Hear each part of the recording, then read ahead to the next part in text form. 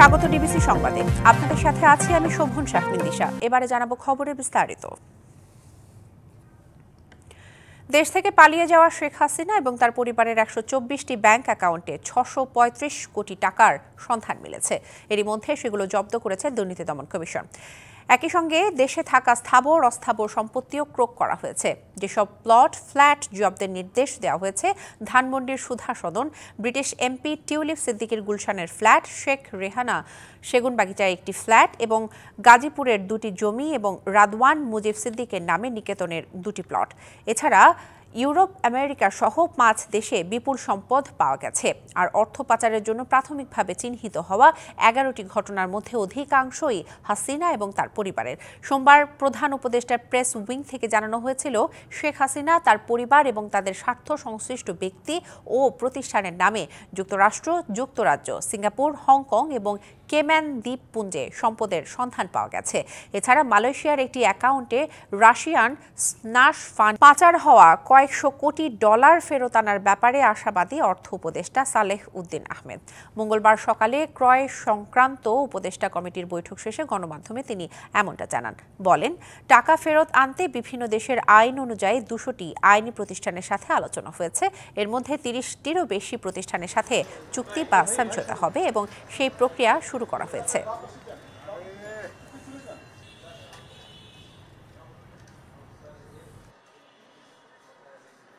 বিশাল অঙ্কের টাকা, সব অঙ্ক টাকা আনতে তাদের আইডেন্টিফাই করে বিভিন্ন দেশে আছে। এইখানে কতগুলো আপনার আইনি পদক্ষেপ আছে, আবার সেই আইনগুলো আবার বৈদেশিক বিদেশের সাথে জড়িত। অ্যাটলিস্ট প্রসেসটা শুরু করি, কিছুটা ইন্ডিকেশন কিছুটা আসুক। এই জন্য আইনের কিছুটা সংগ্রহ, আইন মানে কি কিছু যে এগ্রিমেন্ট করা বিদেশের সাথে, এগুলো করবো। নারীর প্রতি সহিংসতা, ধর্ষণ এবং নির্যাতনে জড়িতদের সর্বোচ্চ শাস্তি নিশ্চিতের দাবিতে শাহবাগে অবস্থান নিয়েছেন রাজধানীর 30টি কলেজের শিক্ষার্থীরা। বেলা 11:30 থেকে ছোট ছোট মিছিল নিয়ে এসে তারা শাহবাগ জাতীয় জাদুঘরের সামনে অবস্থান নেন। প্রতিবাদ জানাতে আসা শিক্ষার্থীদের অধিকাংশই উচ্চ মাধ্যমিক শ্রেণীর শিক্ষার্থী।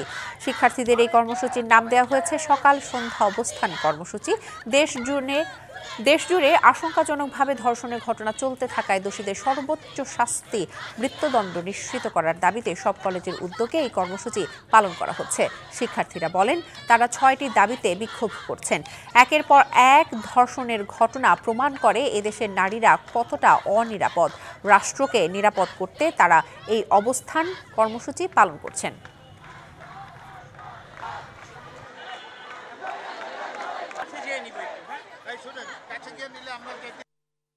আসিয়ার এই ঘটনা আর কতবার গেলে তাদের দরজায় কড়া নাড়ার আগ পর্যন্ত কি তারা এটা বন্ধ থাকবে, নাকি এখন হাজারো আসিয়া দিন দিন ধর্ষিত হবে? ছোট ছোট বাচ্চাদেরও নিরাপত্তা নেই এই দেশে। আমরা যে দর্শকের একটাই শাস্তি, মৃত্যুদণ্ড দেওয়া উচিত। পরবর্তীতে আর কেউ এই কাজ করার সাহস না পায়। আমাদের দাবি চূড়ান্ত না হওয়া পর্যন্ত এবং দর্শকের ফাঁসি কার্যকর না হওয়া পর্যন্ত আমরা রাজপথ ছাড়বো না। আমাদের কথা একটাই, ধর্ষকের ফাঁসি চাই। কেন আমরা রাস্তায় বের হতে পারবে না আমার মা বোন? কেন কাজ করতে গেলে নানান রকম রাস্তায় এখন হাজার রকমভাবে চেক করে হেনস্থা করা হচ্ছে, নানান রকমভাবে বুলিং করা হচ্ছে, নানান রকমভাবে ভিডিও করা হচ্ছে? কেন হে ভাই? এই জীবনটা তো এরকম ছিল না কিছুদিন আগে, এখন কেন এই লাইফটা এরকম হয়ে গেল? স্বীকৃত ডিগ্রি ছাড়া এমবিবিএস পদবি ব্যবহার না করা সহ 5 দফা দাবিতে সারা দেশের সব হাসপাতালে চিকিৎসকদের শাটডাউন কর্মসূচি চলছে। এরই ধারাবাহিকতায় সকাল থেকে সিলেটের সরকারি এবং বেসরকারি সব হাসপাতালে আউটডোর সেবা বন্ধ রয়েছে। তবে চালু রয়েছে জরুরি বিভাগ সহ ইনডোর এবং ক্যাজুয়ালিটি বিভাগ। সিলেট ওসমানী মেডিকেল কলেজ হাসপাতালে মিছিল এবং বিক্ষোভ সমাবেশ করেন আন্দোলনকারীরা। এছাড়াও সকল বেসরকারি মেডিকেল কলেজ হাসপাতালে একই কর্মসূচি পালন করেন চিকিৎসকরা। এদিকে খুলনায় সকাল 10টা থেকে দুপুর 12টা পর্যন্ত 2 ঘন্টা কলম বিরতি এবং বিক্ষোভ সমাবেশ করেছে খুলনা মেডিকেল কলেজের শিক্ষার্থী এবং হাসপাতালের সকল স্তরের শিক্ষকরা। 5 দফা দাবিতে খুলনা মেডিকেল কলেজ হাসপাতালের পুরাতন জরুরি বিভাগের সামনে বিক্ষোভ সমাবেশ এবং মিছিল করেন চিকিৎসকরা।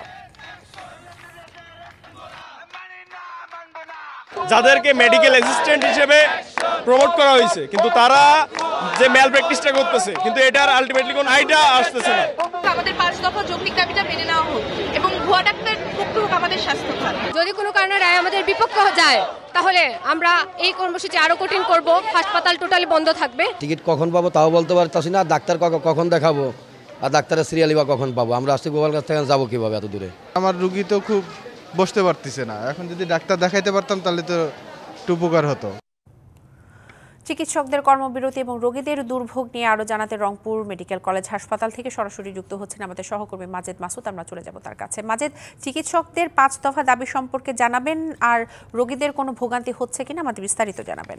দিশা, দেশের অন্যান্য স্থানের মতো একইভাবে কিন্তু রংপুরেও যারা ইন্টার্ন চিকিৎসক রয়েছেন এবং মেডিকেল কলেজের শিক্ষার্থী রয়েছেন তারা কিন্তু তাদের দাবি আদায়ের জন্য সকাল থেকেই তাদের কর্মসূচি পালন করে আসছেন। আমরা দেখছি সকাল 10টা থেকে 1টা পর্যন্ত তারা এখানে বিক্ষোভ মিছিল, অবস্থান কর্মসূচি এবং এরপরে তারা সংবাদ সম্মেলনও করেছেন।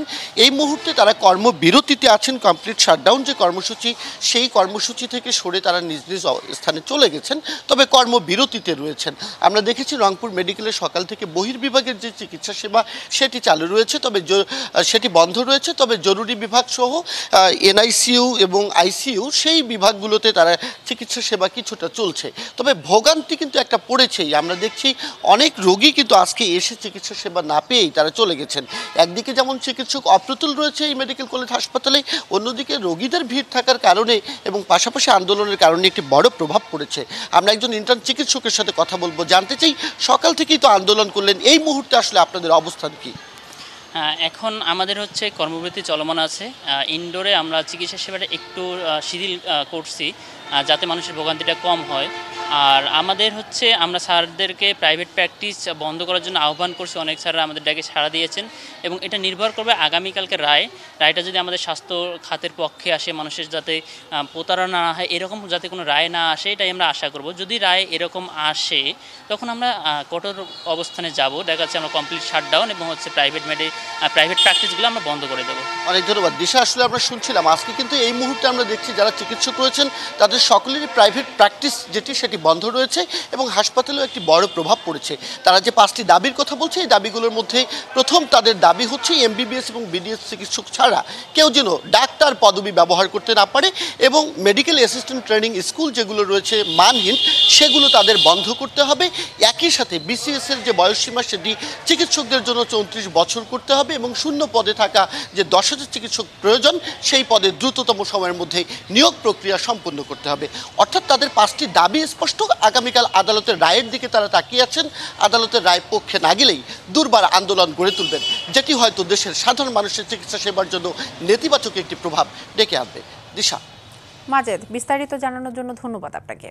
নারী আন্দোলন সংগ্রামে অগ্রগামী থাকার পরেও গণঅভ্যুত্থান পরবর্তী সময় তাদের নিরাপত্তা দিতে না পারা রাষ্ট্রের জন্য লজ্জার বলে মন্তব্য করেছে ঢাকা বিশ্ববিদ্যালয় শিক্ষকদের সংগঠন সাদা দল। সকালে অপরাজেয় বাংলার পাদদেশে আইন শৃঙ্খলা পরিস্থিতির অবনতি রোধ, নারীর প্রতি অবমাননা বন্ধ এবং ধর্ষকদের বিচারের দাবিতে করা মানববন্ধনে এমন মন্তব্য করেন তিনি। বক্তারা বলেন, মুখের বুলি নয়, ধর্ষকদের শাস্তির আওতায় আনতে স্বরাষ্ট্র উপদেষ্টা এবং আইন শৃঙ্খলা রক্ষাকারী বাহিনীকে কঠোর হতে হবে। মাগুরায় 8 বছরের শিশু ধর্ষণের ঘটনায় বিচার বিভাগীয় তদন্তের দাবিও জানান শিক্ষকরা। শিশুটির উপর হওয়া নির্যাতনের ন্যায্য বিচার করা গেলে দৃষ্টান্ত হবে বলেও মন্তব্য করেন তারা। সচেতনতা আমাদের তীব্র নিন্দা জানাই, প্রতিবাদ জানাই। শুধু আসিয়া না, সারা বাংলাদেশের আমাদের মা, আমাদের বোন, আমাদের কন্যারা আজকে ইনসিকিউর ফিল করতেছে। 14 অভ্যুত্থানে আমাদের মেয়েরা সবার আগে রাজপথে নেমে আন্দোলন পরিচালিত করেছে, আর ওনাদের কি আমরা আজকে সিকিউরিটি দিতে পারছি না? এটা লজ্জা। এটা সরকারের জন্য লজ্জা, আমাদের জন্য লজ্জা, আপনাদের জন্য লজ্জা। দর্শক, এখন দেখবেন বিশ্ববিদ্যালয়ের ছাত্র রাজনীতি নিয়ে ডিবিসি নিউজের বিশেষ প্রতিবেদন। ধারাবাহিক প্রতিবেদনের 13শ পর্বে আজ থাকছে ঢাকা বিশ্ববিদ্যালয়ের চিত্র।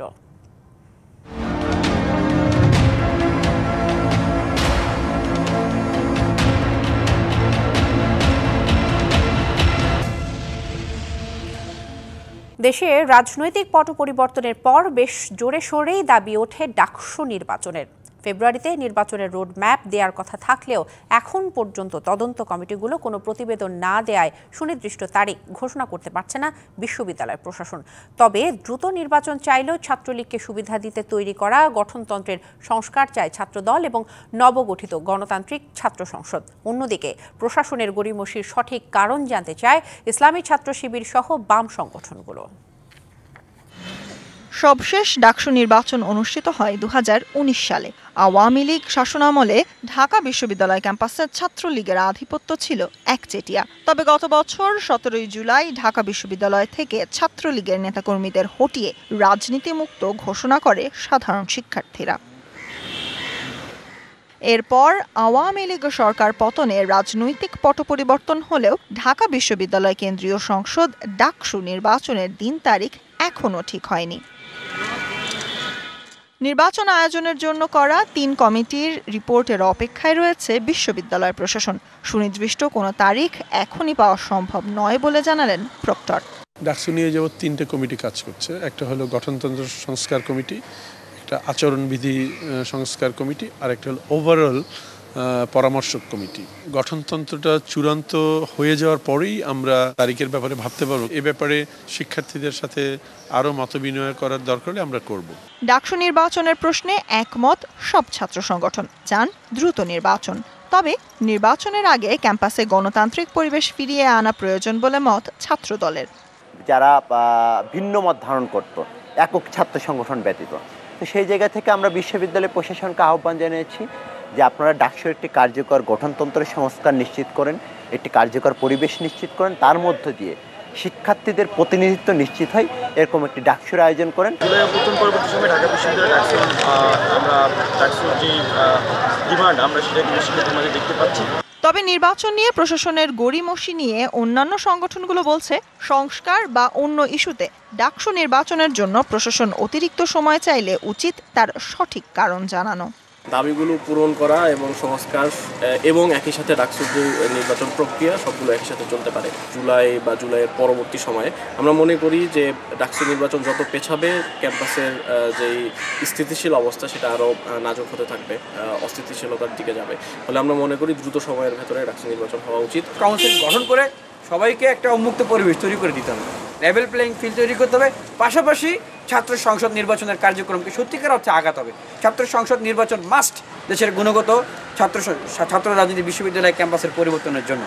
ফেব্রুয়ারিতে ডাকসু নির্বাচন নিয়ে 3 কমিটির প্রতিবেদন দেওয়ার কথা থাকলেও এখনও না দেয়ায় হতাশ ছাত্র সংগঠনগুলো।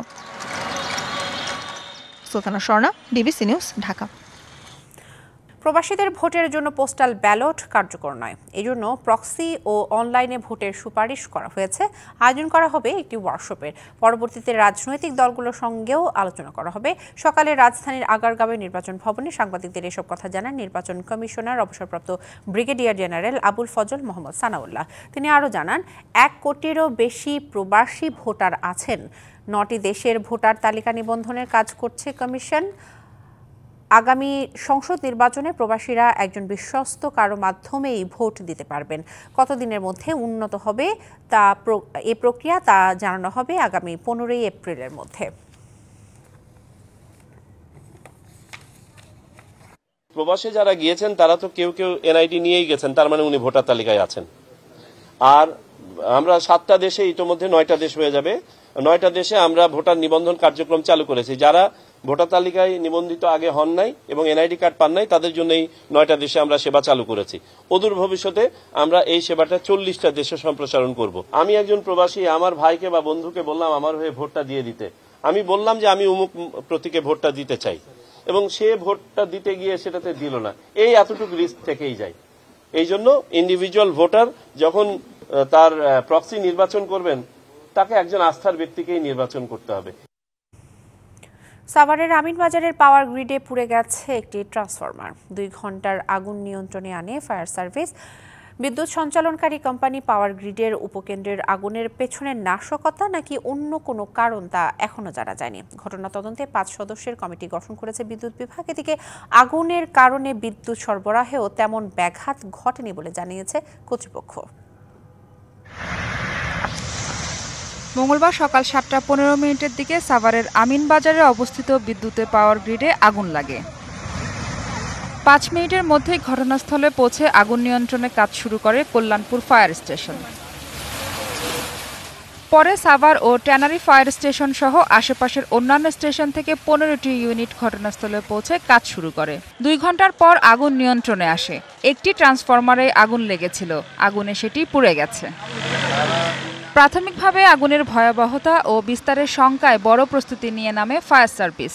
আগুনটা যেহেতু একটা ট্রান্সফরমারের ওয়েলের ভিতরে ছিল, সেহেতু তৈলের আগুন একটু ভয়াবহতা প্রথম বেশিই থাকে এবং এটা নির্বাপন পদ্ধতি যেটা সেটাও একটা ক্রিটিক্যাল পদ্ধতি। তো সে কারণে আমাদের ইউনিটগুলো একটু বেশি লেগেছে। পানি ছাড়াও আমরা ফোম ব্যবহার করেছি, তৈলের আগুনে যেটা ব্যবহার করা হয় সেই ফোম ব্যবহার করে আগুনটাকে আমরা নিয়ন্ত্রণে এনেছি। আগুন এখন আমাদের সম্পূর্ণ নিয়ন্ত্রণে আছে। ঘটনা তদন্তে 5 সদস্যের কমিটি গঠন করা হয়েছে।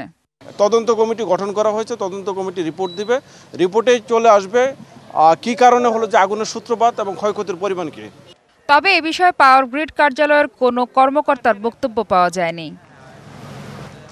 পাওয়ার গ্রিডে আগুন লাগার কারণে আশপাশের এলাকায় বিদ্যুৎ সরবরাহে কিছুটা বিঘ্ন ঘটার কথা শোনা গেলেও বিকল্প উপায়ে সরবরাহ স্বাভাবিক বলে জানায় পল্লী বিদ্যুৎ সমিতি 3-এর কর্তৃপক্ষ। মাহফুজা বৃষ্টি, ডিবিসি নিউজ, ঢাকা। দর্শক এখন দেখবেন সানকুইক নিবেদিত ঈদ বাজারের খবর।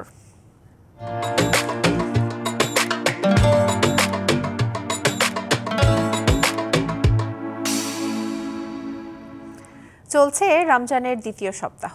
ঈদের কেনাকাটায় ব্যস্ত নগরবাসী। বিয়ে কিংবা ঈদ নতুন গয়না ছাড়া যেন অসম্পূর্ণই থেকে যায় যে কোনো আয়োজন। শাড়ি, জামা, জুতো, অলংকার সব কিছু কেনার ধুমে পিছিয়ে নেই স্বর্ণ। আগে ভাগেই এই জুয়েলারি কিনে রাখছেন অনেকেই। বাঙালি মাত্রই অলংকার প্রিয়, তাই তো ঈদের সময় স্বর্ণের দোকানগুলোতে থাকে ক্রেতাদের ভিড়। এই সময়ে নানা ডিজাইনের গয়না হয়ে ওঠে ফ্যাশন। পছন্দসই পোশাক কেনার পাশাপাশি কেউ কেউ ব্যস্ত শখের স্বর্ণ কেনায়। এমনই দৃশ্যের দেখা মেলে রাজধানীর নিউ মার্কেটে। দাম বাড়ার শঙ্কায় আগে ভাগেই স্বর্ণের অলংকার কিনে রাখতে তৎপর ক্রেতারা। গোল্ড অল্প অল্প করে কিনে রাখাটা আমাদের জন্য, মেয়েদের জন্য খুব ইম্পর্টেন্ট, আর এটা তো খুব শখের পণ্য আমাদের। আমরা রেগুলারই গোল্ড কেনা হয় অল্প অল্প করে। ছোট একটা জিনিস কিনতে এগুলো 20-25 হাজার টাকা, 30 হাজার টাকা চলে যাচ্ছে। তো আসলে আমাদের মতো মধ্যবিত্ত পরিবারের জন্য তো অনেক কঠিন হয়ে যায় জিনিসটা। পরবর্তীতে হয়তোবা সোনা আর নাও কেনার অবস্থা থাকতে পারে, তাই এখনই কিনে ফেলছি। গত বছরের তুলনায় এবার স্বর্ণের ব্যবসা অনেকটাই মন্দা, তবে ঈদে ভালো বেচাকেনা হবে বলে আশাবাদী বিক্রেতারা। গতবারের চেয়ে এবার অনেক খারাপ, মানে অকল্পনীয় খারাপ। আমরা একটা ব্যবসা করছি, সেখানে আমাদের একটা স্থিতি ছিল, বেচাকিনি ছিল, দেশের পরিস্থিতি ভালো ছিল, সব মিলিয়ে ভালো বেচাকিনি হয়েছে। কিন্তু এবছর সে বেচাকিনি কিছু আমরা দেখতেছি না।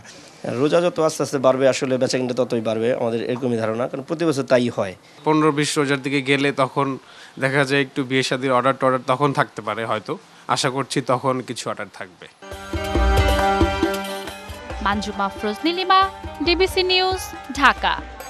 দেশে খুন, ধর্ষণ সহ আইন শৃঙ্খলার অবনতির প্রতিবাদে ঢাকা বিশ্ববিদ্যালয়ের রাজু ভাস্কর্য থেকে প্রধান কার্যালয় অভিমুখে গণপদযাত্রা এবং স্মারকলিপি প্রদান কর্মসূচিতে যুক্ত হয়েছেন শিক্ষার্থীরা। সেখানে আছেন আমাদের সহকর্মী আরিফুল ইসলাম, আমরা কথা বলবো তার সাথে।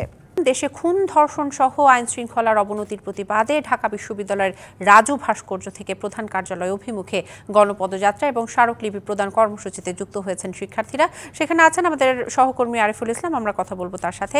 আরিফ, শিক্ষার্থীদের অবস্থান কর্মসূচির বিস্তারিত জানাবেন, পাশাপাশি জানাবেন গণপদযাত্রা শুরু হয়েছে কিনা এবং আরো কি কি কর্মসূচি আছে, বিস্তারিত জানাবেন।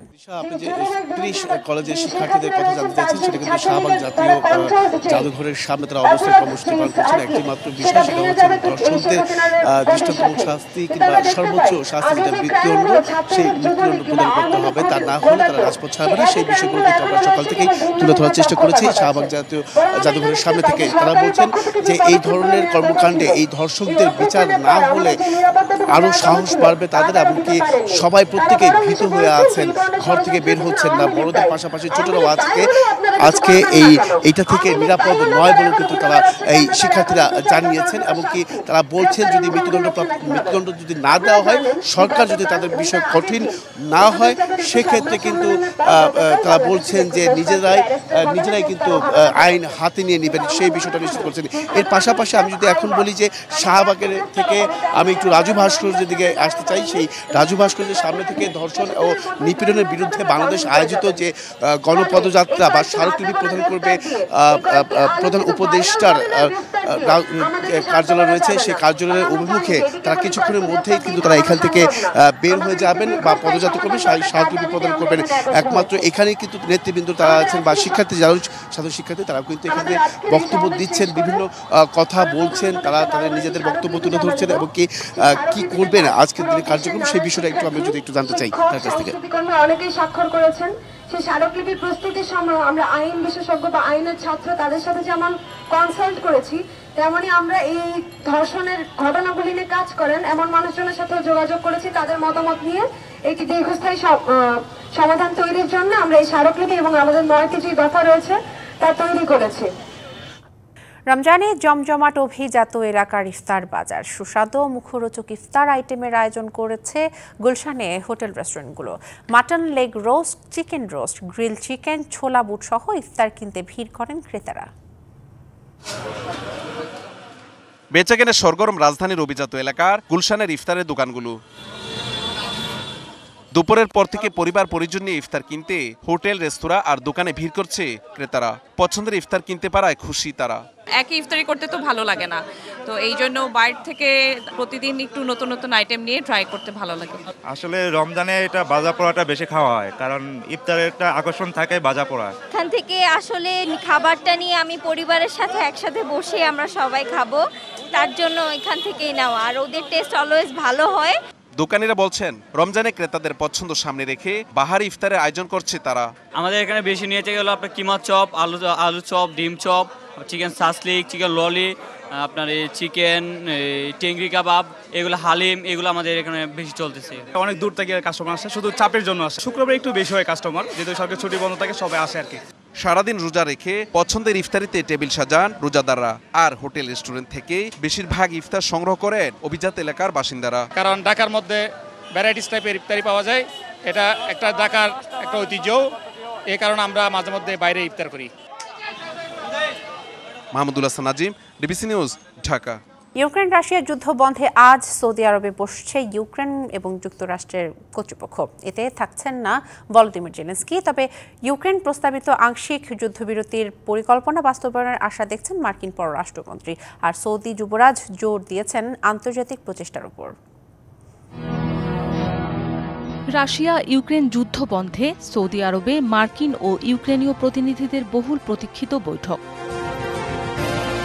সৌদি আরব সফরে গেলেও বৈঠকে থাকছেন না ইউক্রেনের প্রেসিডেন্ট ভলোদিমির জেলেনস্কি, তবে সেখানে পৌঁছে বৈঠক করেন সৌদি যুবরাজ মোহাম্মদ বিন সালমানের সঙ্গে। এ সময় ইউক্রেনের সংকট সমাধান এবং আন্তর্জাতিক প্রচেষ্টার উপর জোর দেন যুবরাজ। এদিকে রাশিয়া ইউক্রেন যুদ্ধ বন্ধে আলোচনা করতে এখন সৌদি আরবে মার্কিন পররাষ্ট্রমন্ত্রী মার্কো রুবিও। যুক্তরাষ্ট্র ছাড়ার আগে তিনি বলেন, কূটনৈতিকভাবে ইউক্রেন ও রাশিয়ার মধ্যে সংঘাত বন্ধ হওয়া উচিত। ইউক্রেন প্রস্তাবিত আংশিক যুদ্ধবিরতি কার্যকর হতে পারে বলেও আশা তার। এর আগে ইউক্রেনের আংশিক যুদ্ধবিরতি প্রস্তাব নাকচ করে দেয় রাশিয়া। তবে সৌদি আরবের এ বৈঠকে ইউক্রেন ইস্যুতে অনেক অগ্রগতি আনবে বলে আশাবাদী মার্কিন president Donald Trump. Mousumi Shanta, DBC news desk. DBC সংবাদেই ছিল এখনকার মতো। ডিবিসি নিউজের সংবাদগুলো পড়তে ভিজিট করুন dbcnews.tv, আর ভিজিট করুন ডিবিসি নিউজের ফেসবুক পেজ এবং ইউটিউব চ্যানেল।